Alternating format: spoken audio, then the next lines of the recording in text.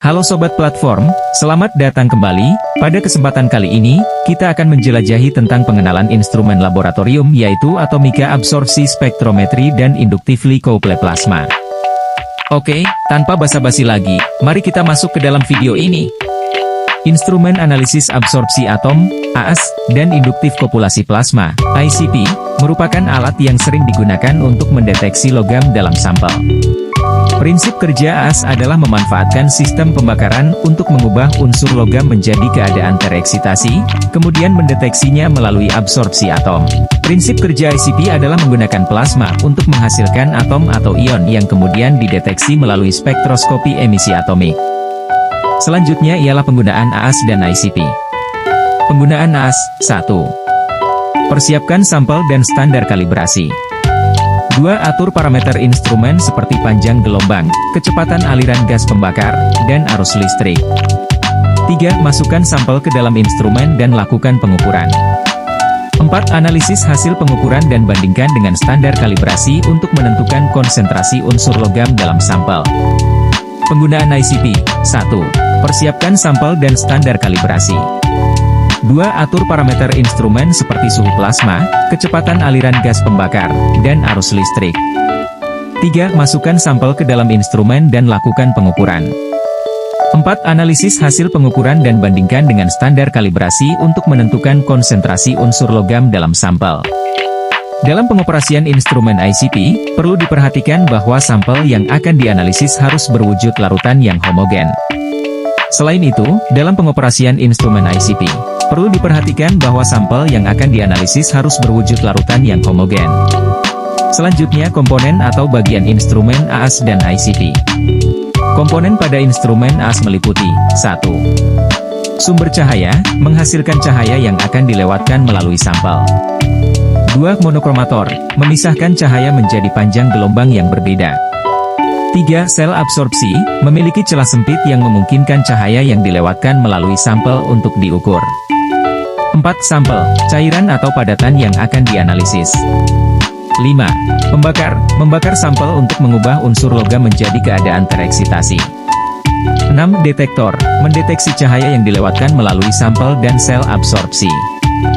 Komponen pada instrumen ICP meliputi 1. Sumber gas, gas argon digunakan untuk membentuk plasma. 2. Pembakar, membakar sampel untuk menghasilkan atom atau ion. 3. Plasma, gas ionisasi yang terdiri dari ion, atom, dan elektron. 4. Optik, memisahkan cahaya yang dihasilkan oleh atom atau ion menjadi panjang gelombang yang berbeda. 5. Detektor, mendeteksi cahaya yang dihasilkan oleh atom atau ion. Dalam pengoperasian kedua instrumen ini, perlu diperhatikan bahwa pengaturan parameter instrumen seperti panjang gelombang, kecepatan aliran gas pembakar, dan arus listrik harus disesuaikan dengan jenis sampel yang akan dianalisis. Selain itu, dalam pengoperasian instrumen ICP, perlu diperhatikan juga bahwa sampel yang akan dianalisis harus berwujud larutan yang homogen.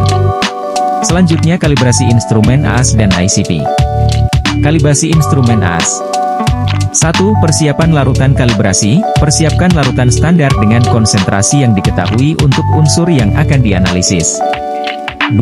Pengukuran, lakukan serangkaian pengukuran absorbansi larutan standar tersebut menggunakan instrumen AAS. 3. Pembuatan kurva kalibrasi, buatlah kurva kalibrasi dengan memplot absorbansi terhadap konsentrasi larutan standar. Ini akan membentuk hubungan antara absorbansi dan konsentrasi.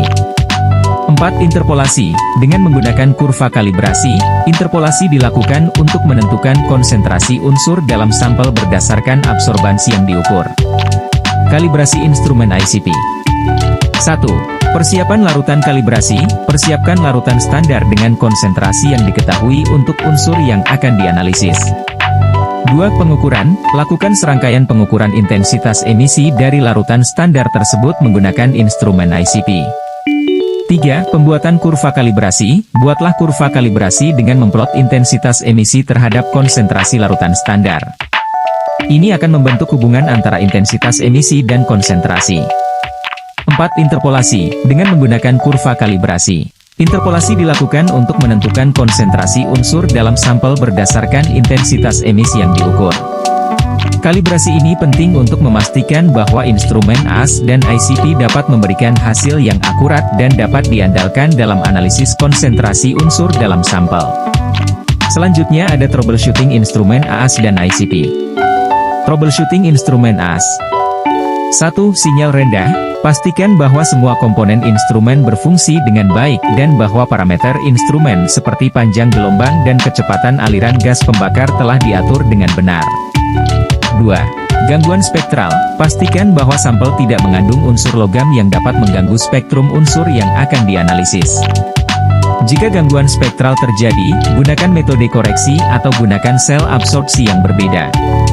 3. Kerusakan pada sel absorpsi. Pastikan bahwa sel absorpsi dalam kondisi bersih dan tidak rusak. Jika sel absorpsi rusak, ganti dengan yang baru. Troubleshooting instrumen ICP. 1. Sinyal rendah.